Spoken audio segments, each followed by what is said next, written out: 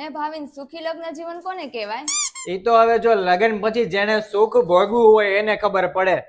અમે તો તમારા આવ્યા પછી સુખ જ નથી જોયું, નકરું દુઃખ જ જોયું. મસાજ તો બહુ સરસ કરો છો. કેટલા વર્ષનો અનુભવ છે તમારે? અહીંયા મારો પહેલો દિવસ જ છે આજે. તો પેલા કયા પાર્લરમાં હતા? પેલા તો હું વાસણ ઘસવા જતી હતી બધાના ઘરે. હું આવું હો દુકાને થઈને. મમ્મી શું લેવા જાવ છો? કાઈ નહીં, મચ્છરની અગરબત્તી લેવા જાઉં છું. મમ્મી હવે આપણે મચ્છરની પૂજા કરવાની. આ વખતે તો પરીક્ષામાં હારા માર્કે પાસ ન થયો ને તો ભંગારની લારી પકડાઈ દો હાથમાં તને તો. એ હા, તો તૈયારી કરી લીધી બધી? તો બોલ. છાપા બસ્તી જૂના ભંગાર લાવો. મમ્મી આ રેશન કાર્ડ નું ફોર્મ છે તો આમાં સાઈન કરી દો ને. મમ્મી હવે તમારે ઘરની બહાર નીકળવાનો ટાઈમ આવી ગયો. હવે આ ઘર મારા નામે થઈ ગયું. આ ઘર ઉપર 60 લાખની લોન છે, ઈ તારા નામે થઈ ગઈ હવે.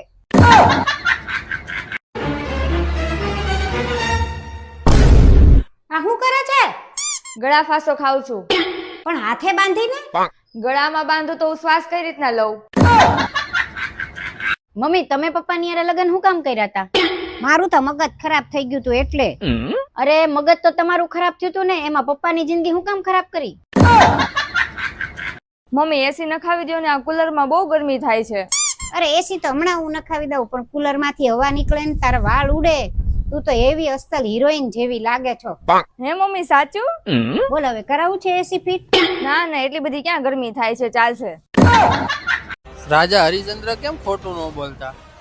કેમ કે એની ઘરવાળીએ કોઈ દી એને નહોતું પૂછ્યું ક્યાં જાવ છો, શું કરો છો, કોનો ફોન છે, કેવી લાગુ છું, ક્યારે આવશો.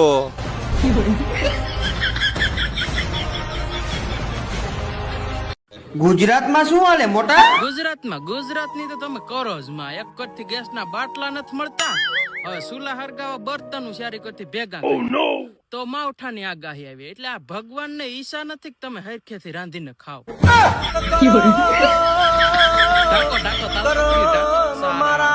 માસી જમાઈ છે? હે જમાઈ છે એમ પૂછે છે? હા છે ને, 3 જમાઈ છે પણ એકેય કામના નથી. અરે એમ નહીં, એમ કોઈ જમાઈ છે, જમાઈ. હા થોડું થોડું 5 વાર. સાહેબ જો ને આને શું થયું છે? હા બોલો, શું થાય છે? સાહેબ મને છે ને 2 દિવસથી બહુ નબળાઈ આવી ગઈ છે. માસી એક કામ કરો ને, તમે સર બહાર બેસો ને, હું ચેક કરી લઉં. જે કેવું હોય મારી સામે કયો ને. અરે એવું ન હોય, તમે 5 મિનિટ બેસો, હું હમણાં કહી દઉં હો, ચેક કરીને.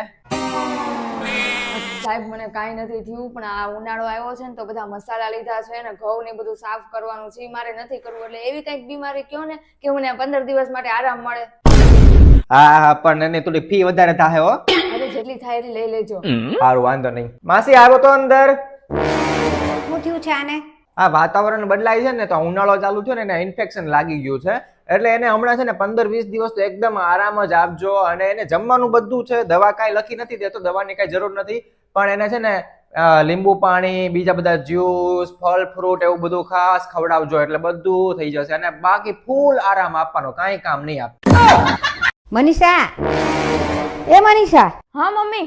બહુ છાતીમાં દુખે છે, કંઈક કર ને. હા. આ હું આટા મારસ, કાંઈ કરતી નથી. અરે પણ તમે મરી જાવ પછી મારે કેવા થાય ને કે મેં તો ખૂબ દોડાદોડી કરી હતી પણ ન બચી શક્યા.